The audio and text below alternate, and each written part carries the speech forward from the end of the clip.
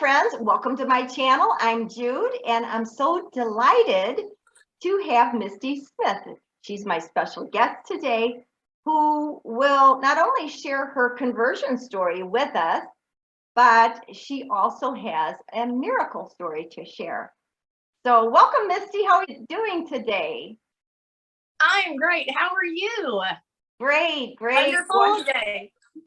Yes. It's a very beautiful day. I just love summer. I can't even believe anymore that my favorite season used to be winter.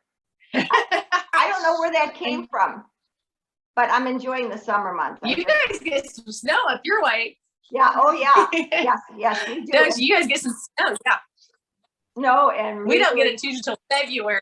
Yeah, we're Southwest Oklahoma, so we don't get a whole lot of winter. It's usually either cold and dry or ice. There's kind of nothing in between. We hardly ever get snow where we're at. It's usually sleet or ice, which is pretty miserable. Oh, it's dangerous too. Yes. But it's wonderful that you're joining us today. So we want to open up our conversation. If you would just tell us a little bit about yourself. Okay, yes. I live in rural Southwest Oklahoma. I am married. I have 3 children and I have 3 stepchildren. And our house is fun and crazy. I'm a grandmother. So I have a 9-month-old grandson who's absolutely adorable and, the most perfect baby on earth, of course. And I'm a high school counselor. And at our church, I'm a sacristan. And I just got back from Steubenville, St. Louis, and we had a blast with the youth. And so it was just, you go on that Steubenville Catholic Church Camp High, and even for the adults, we just love it. So that's a little bit about me. Terrific. Yes, I'll link Misty's Instagram because you shared some pictures on there of that. And yes. So that's wonderful. So Misty, can you share with us, this is so exciting because I'll be hearing it too for the first time. Can you share with us your miracle story? Yes. My miracle story starts in Oklahoma City. And I was newly married and got married New Year's Eve, 1994, and moving to Oklahoma City, doing the newly married life. I'm finishing college and I'm working as a church secretary for a Protestant, kind of a non-denominational church. I'm in a building downtown and I am a secretary. So there's inside their church was a mission group and they were down like a hallway to my left. And then upstairs was the pastor, youth pastor, music director, all of that. Well, it's about, I would say the very end of March, maybe first week of April, 1995, I wake up in a dead sweat with a dream more real than we are right here. In my dream, I'm sitting at my desk at work and I'm on the computer back when the computer's really big. And in my dream, the missionaries run out of the hallway and they said, "Run, evil's coming, run." And I can't say it without crying because it's like a crazy. And we, in our dream, we're running down the street and there's debris and gray smoke and we're looking over our shoulders. And then I wake up. And doing what every other good Southern girl does, we call her mom. My mom goes, "Do not report into work again, ever." And I'm like, "What?" She goes, "Quit your job." And so I'm like, "Hey, cool. I'm newly married. I don't really need work. I'm going to college. Okay, I'll quit my job." Thinking that was the strangest comment from my mom, but that dream rattled me. Fast forward to the morning of April 19th, and I'm walking through my living room. My husband's gone outside and I happen to be looking out the back door. I live in downtown Oklahoma City and I look out the back door. We have 2 Cocker Spaniels on the porch. The most horrific explosion you've ever heard in your life. Rattled our house. The dog's feet left the porch. And I go running out the door because my husband had just walked out the front door. And his hand, I remember his hand was on the knob of the car. His eyes were like this big. He goes, "What was that?" And I said, "I have no idea." Being an oil field brat, because my dad worked for Halliburton, I thought that is a natural gas explosion. An underground tank exploded. I drive around all of the Penn Square area. Anyone familiar with Oklahoma knows the Penn Square area. I'm driving around looking, happen to get on the highway because I'm headed to my mom's that day to have lunch with her.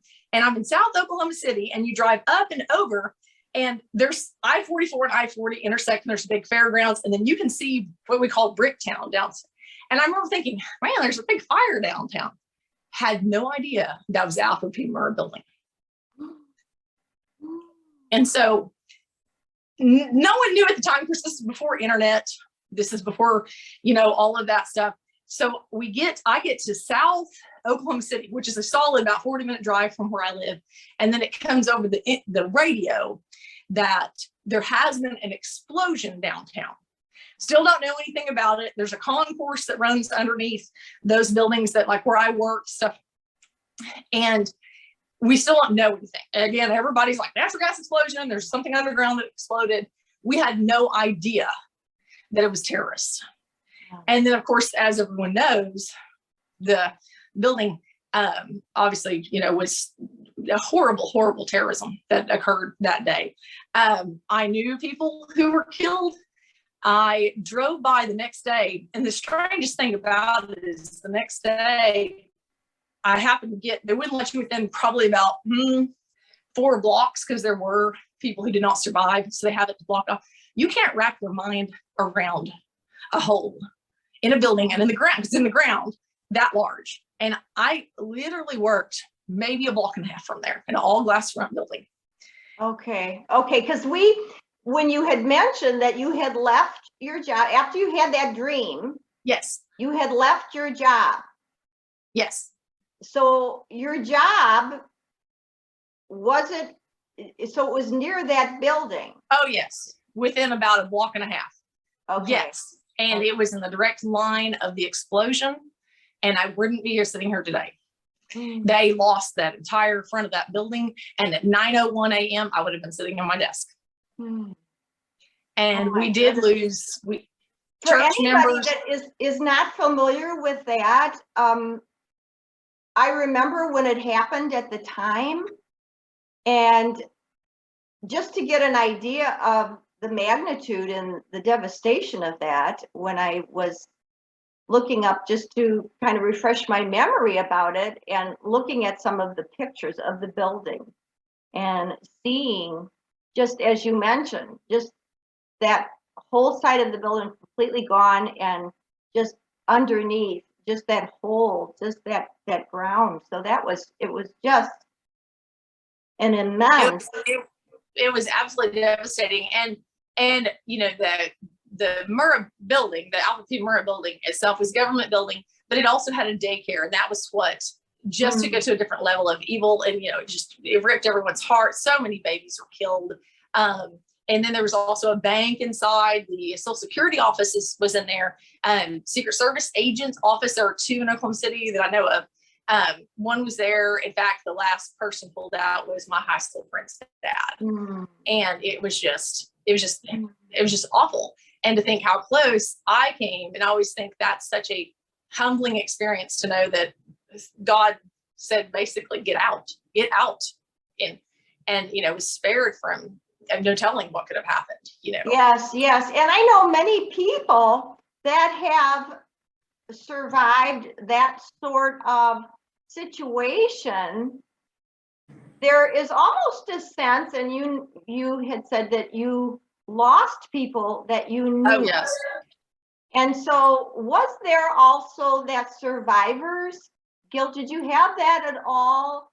Yes, and it's very humbling. I do tell my story. I've told it to various schools and stuff. I am very humbled and very careful. But, of course, back living in the city, I actually had kids whose parents were killed in it. You had to. It was just, if you lived in the city at that time. Of course, now it's been 26 years. But it was very devastating. Everybody knew somebody that was either injured, killed, or was on the search and rescue, that type of stuff. Everybody knew somebody that was affected by that. There was a before moment and after moment for all of Oklahoma. There's before the Murrah bombing and after. And there is a, why me? And I didn't have kids at the time, and all of that stuff.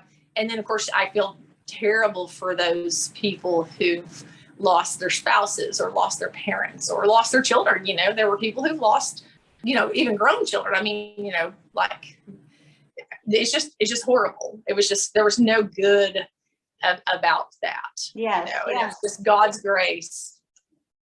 Yes, and touching on that, because you were a faith-filled person before this happened. Yes. How, in any way, did experiencing this miracle affect your faith? Did it strengthen your faith? How did that impact your faith journey at all? Yes, I believe it very much humbled me. It also definitely strengthened that, you know, my big thing is we need to listen all around us. God's talking to us, you know, and he talked to me in that way before. You know, a lot of times we pray for something and we expect an answer after. We forget to hear that things might be coming that we need to watch for, you know.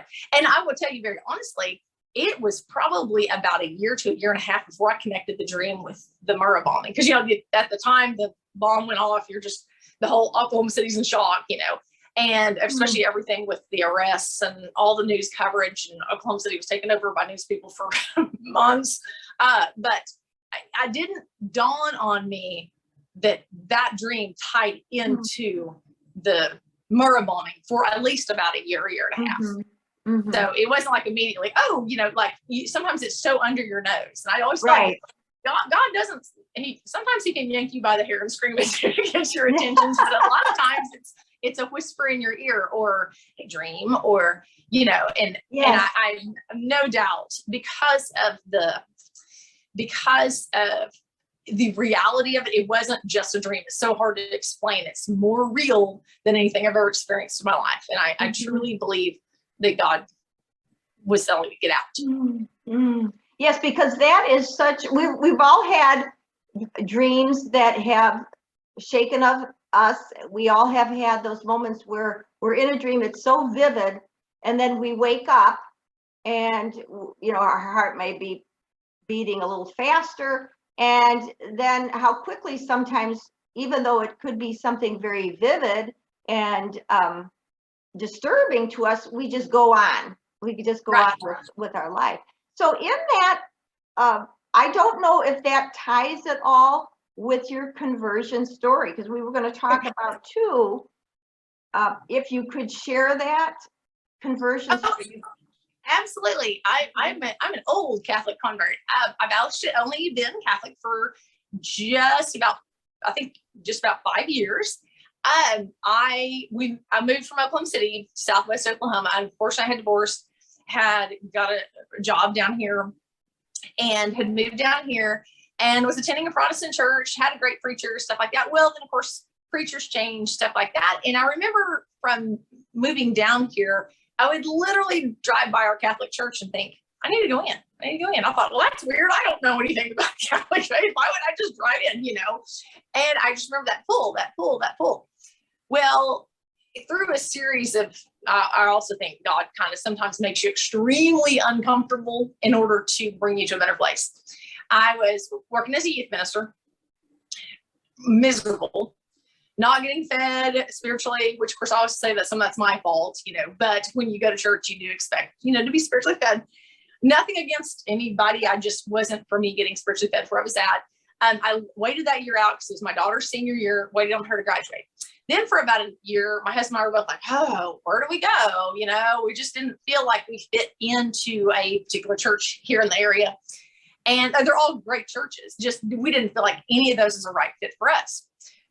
Well, one of my best friends, her daughter got married to the Catholic Church. And so her daughter and my son, my older son, were always best friends through high school and ran around together.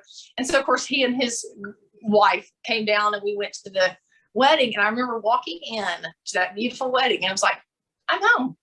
I'm home. This is where I belong. I am home. And I could not explain it. So that was on a Saturday. Monday, I called my friend Amy and I said, I know I'm like 46 years old. I said, do you think it's crazy that I want to come to the Catholic Church? And she's like, no, that's awesome. And so there you go. I just started coming, and the next year my husband converted, and he was almost 60. And so it's just been a blessing, everything about the Catholic Church. And we have 5 of the 6 kids are Protestant, and my youngest, he's Catholic. And we just said, this is what we're choosing to do. We're no in pressure. My youngest, he loves it. He loves the Catholic youth and everything here in town. We have a great parish. And so I converted, and it's just been the best, the whole entire 5 years of our lives. And it really strengthened us too. Yes, exactly. Well, welcome. Thank you. and it's wonderful. I mean, I'm a cradle Catholic, but I feel so at home whenever I go into a church. I feel so at home. This is my happy place. It's my comfort place. It's where I get, as you said, refreshed and renewed. It's just, yes, I need to. And the wonderful thing is just going to mass, sitting in front of the Eucharist, the fellowship, the studies. I mean, it's just all just so fulfilling. Can you name, Misty? I know it's not easy. Can you name 3? I'm only limiting it to 3, but at least 3 things that you love most about the Catholic faith. Oh, you're putting pressure on me to only pick 3. No, I'm kidding. Yes, I do have my top 3 would be, of course, the Eucharist. I just love that we have the body and blood of Christ. That is so amazing. And a lot of people are like, look at me crazy when I said the second one. Confession is such a gift. Having been Protestant for 46 years, people do not understand. I love confession. Of course, at my age, I've probably done it all, but I don't care. It's that saying it out loud. And the best counseling I've ever had in my life is in that confessional. And I absolutely love confession. It is such a gift from Christ to us.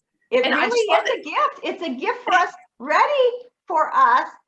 And I think that's beautiful because you are a counselor. And you mentioned that being in the confessional, our priests are spiritual counselors too. Oh, yes. I mean, just like I said, I just think it's such a neat opportunity because you feel like you really are getting, he is talking, Christ is talking through our priest. And, I try to go as often as I can to confession. I love it. It's refreshing. And then I would say the third thing is the saints. I am in love with the saints. I study the saints. my husband and I read about the saints every day on the Laudate app. And I just can't get enough of them. They're just all amazing. Amazing, inspiring. And, if you really dive in, people that aren't familiar with the saints think, oh, they're, holy people that lived a long time ago. And maybe they had this cloistered life and they didn't have the everyday, stresses and strains. And that's just not true. Not true at all. And we have some wonderful modern day saints, Blessed Carlo Acutis, and we've got Stanley Rother here in Oklahoma. That's hopefully, he's being beatified. We're building a shrine. There's some modern day saints that are so neat, and I love St. Francis and St. Clare. There's just, you can go St. Anne, St. Mary. They just go on for days about the saints. They're all just so neat. They're all amazing. So I suggest to viewers out there, go to sites. I know there's so many different sites that post the saint of the day, and it just gives you a little snippet. And there could be a calling that you have and a pull to a certain saint, and that's for a reason. To go to that saint, to look up to that saint. So that's beautiful. So how would you say that converting to Catholicism has changed your life, Misty? Well, I was going to say that the timing, God's timing is always perfect. Because sometimes I think, I wish I had converted and listened to that call, 10 years ago. But I think that the timing was perfect because I started my conversion into the Catholic faith. And within 4 months, my father-in-law drops dead of a heart attack. And I think, that helps me strengthened so that I could help carry, my husband's side of the family through all of that grief. And then within a year of my conversion, I was actually confirmed. And the next morning, my dad had had surgery to remove pancreatic cancer. He had a tumor. My grandfather ended up with cancer, and my husband ended up with thyroid cancer, all within the same year. And I think that, being so connected to Christ and his love, his mercy, his healing, it helped strengthen me. And then my husband converting helped strengthen me in that time. My dad passed away a year ago from pancreatic cancer after a 3-year battle. And it helped me, carry my mom, carry my grandfather, who's still alive. My grandmother passed away 121 days after my dad passed away. It's been a lot of loss and grief. And I'm so glad I had the Catholic Church and the faith, and to be able to lean on God's, comfort and mercies and callings in his, to be able to just lean on him as a counselor. And that's what he's there for, as a great comforter and the healer. And, he healed all of them of cancer. Just some of them were in heaven when he healed them, and then luckily my husband is cancer free from the thyroid cancer. My grandfather's, cancer free at age 91. And so that, my dad did pass away from his pancreatic cancer, but God healed him, just not here. Right. Praise the Lord. And, for the strength, like you said, in that moment where you had those heavy crosses, you weren't alone. Right. Now, Misty, what would you like viewers to take away from our conversation today? Oh, wow. Probably 2 things. Number one, it's never too late to convert. So if anyone's thinking about it, I actually met an 84-year-old man at the chrism service in Oklahoma City at the cathedral who had converted at age 82. It's never too late. I thought, I'm, like 46 years old, I'm getting close to 50. I'm old to convert. It's never too late. And then you meet him and you're like, it's never too late. If you're feeling the call, go for it. Right. Again, message me anytime. Yes. And I think that God will whisper in your ear. I think that sometimes he will take you to a place that's extremely uncomfortable. He will rattle your cage, and that's okay. Like, it's okay to have our cage rattled. It's okay to be humbled and to embrace that, but always listen to what God's saying, because so many times he is either giving you a warning or a lesson, or he is, showing you a path to love and to draw closer to him. He's always there. He's always there. Yes. It's just, we always have our ears and eyes open. That's the thing.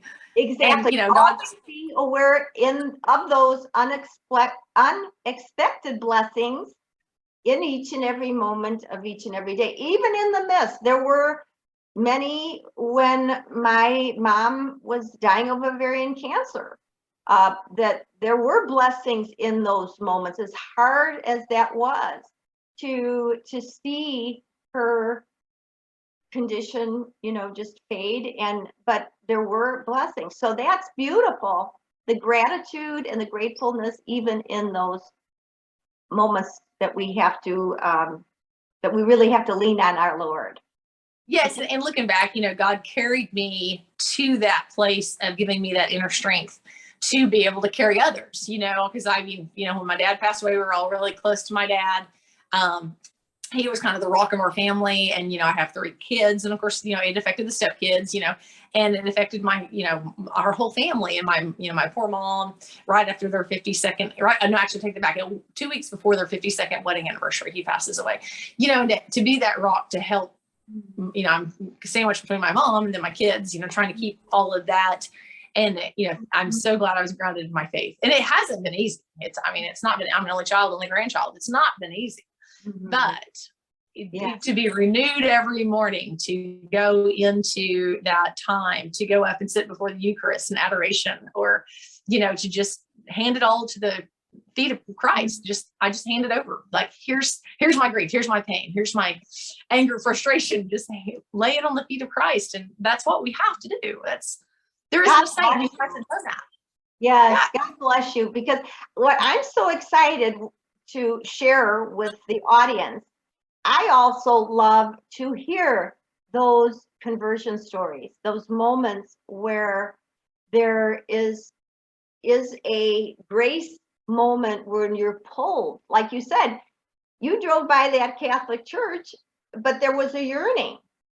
There was a yearning to go inside and sit and seek out.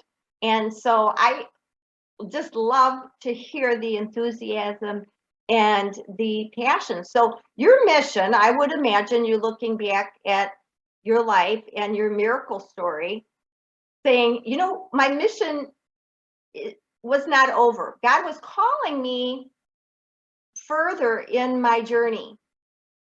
And so, you know, I really appreciate you coming here, because I think so many people that will be watching this video and hearing your story are going to just feel that hopefulness, feel obviously your deep faith that carried you through all of these different situations, and just to always remember that Jesus is with us, and listen for those opportunities to bring together all of our life struggles and problems and joys and give it all to him in a surrender.